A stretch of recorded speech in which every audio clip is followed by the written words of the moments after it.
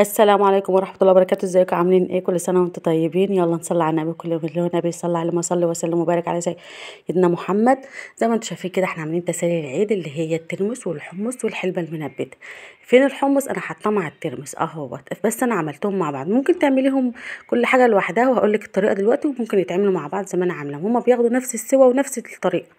الاول بتنقي الترمس وبتنقي الحمص برضو، وبعدين بنسلقه في الطبق الاصفر ده. دي الحلبة هتتنبت ازاي؟ انا بيتها اي كمية حلبة عندك، ربع تمن، شوية حلبة عندك في حبة مية، وهتبيتيهم لتاني يوم في مية. وبعد ما تبدأ كده التنبيتة بتاعتها تبدأ، بحطها في المصفى في الخطوة الجاية ان شاء الله. في الترمس زي ما انتم شايفين كده بنقيه، وفي الحمص برضو بنقيه. وبعد ما نقيه يعني ننقي الحبايه اللي هي تكون مكسوره، فيها خرم، فيها حاجه وحشه، قشرتها متشاله مكسوره، لونها اخضر. يعني الحبايه اللي هي تبقى شكلها مش شكل الترمس الحلوه كده، شايف طالع منه كميه حلوه يعني. لو في برضو اي حاجه مكسوره او عصيان كده او اي حاجه ان هي غير اللي بناكلها. وبعدين الحمص حطيته عليه. طبعا انت لو عايز بوريك الحلبه هي منبته ازاي. دي بعد ما هباتت في الميه دي ليله، وبعدين هنحطها في الشاشه. تمام، قولي تمام. هاخد الترمس والحمص اغسلهم. طب انت لو عايزه تعملي الترمس لوحده والحمص لوحده، اعملي كلها حاجه لوحدها في طبق، وبالليه وحطيه في طبق زي ما انا عملت كده. انا غسلته وهبيته في الطبق كده في ميه.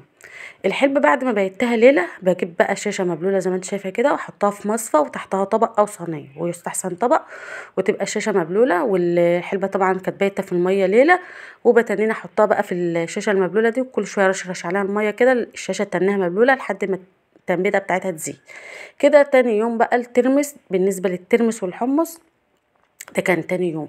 طب انت لو مستعجله كده الحلبه بدات تنام بتاعي، انت لو مستعجله على الترمس ممكن تحطيه في ميه مغليه ساعتين زمن وهتسلقيه. انا كان معايا الوقت فبيته ليله وتاني يوم سلقته. انت لو مستعجله عشان الوقت خلاص دخل والعيد بعد بكره، إيه حطيه في ميه مغليه ساعتين وبعدين اسلقيه كده. انا بسلقه، حطيته بقى على العين اهوت البوتاجاز، رميت الميه وغيرت له ميته وحطيت له ميه نضيفه وهسلقه بقى. هتسلقه قد ايه؟ طبعا هو شرب الميه. تاني يوم لقيت الحبايه كده زادت، ومش هي اللي كانت ناشفه خالص. كده بقى كان السلق. اول ما الحبايه تكسر معايا سواء الترمس او الحمص، هطفي وارمي الميه بقى اللي سلقته فيها، واحط ميه ساقعه، ونحط الملح. ده بالنسبه لي ده ترمس حلو مش مر. المر خطواته اكتر. المر بقى هتحطيه كذا يوم وتغيري له ميته بعد السلق، وبعدين تحطي الملح. لكن ده معسل طبعا بيتعمل بسرعه، وممكن زي ما بقولك تحطيه في ميه مغليه وساعتين وبعدين تسلقيه، وبعدين بعد ما يتسلق ترمي ميته السلق، وتحطي ميه ساقعه من الحنفيه او من الفلتر، وتحطي الملح. تمام كده يحدق هيتاكل. فيش يعني ما بياخدش وقت اللي هو الترمس الحلو. الحلبه زي ما انت شفت كده بليتها ليله، نقعتها في الميه، وبرده بعد ما نقيتها وتاني يوم حطيتها في الشاشه وبتنبت بقى، وتاخد لها يومين 3 كده التنبيته تزيد تكبر زي ما انت شفت كده. كده كانت التنبيته كبرت بقى كده، كان بقالها 3 ايام.